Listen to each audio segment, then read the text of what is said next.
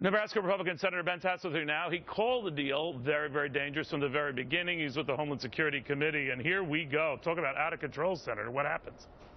Yeah, Neil, it's amazing. These two stories, your last one in Yemen and this one, are so closely related.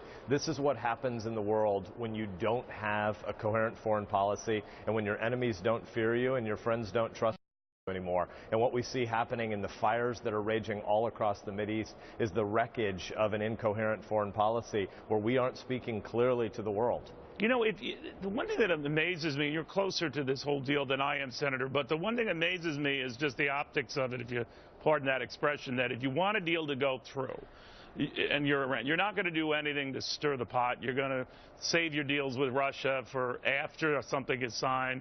You're going to go slow making deals with China until after this thing is signed. They're doing it now when this is far from a done deal. What do you make of that? Yeah, I mean, the idea that you can silo all these conversations makes no sense to the people in Nebraska and to your viewers. The reality is Iran is the world's largest state sponsor of terror.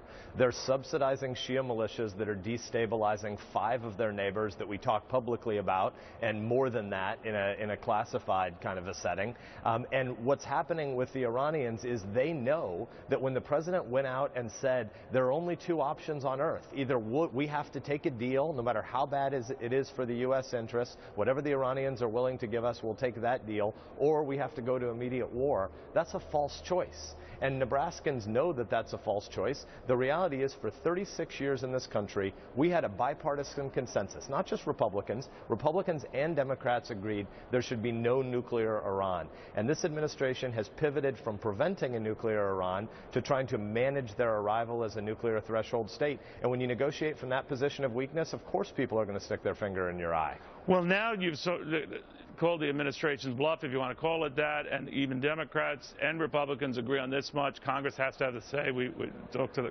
Democratic Congresswoman from Hawaii on just that, who's leading that charge. But what if the president vetoes your efforts? Then what?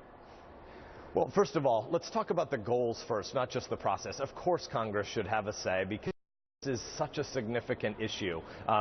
Allowing the decline of the nuclear non-proliferation treaty in the Middle East and allowing Iran to transition toward a nuclear state over 10 years, as the administration appears to be willing to concede now, will spawn a nuclear arms race in the Middle East.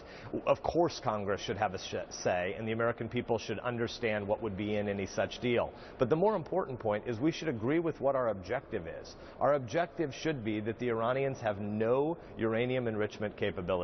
They have about 19,000 centrifuges. The right number they should have is 0. The administration started this negotiation saying they were willing to concede 1,000. Now they're willing to concede about 6,000. The right number should be 0, and that's what we should be fighting for. And all the process discussion should be about that, making sure we don't end up with a bad deal. A bad deal is worse than no deal. Senator, thank you very much.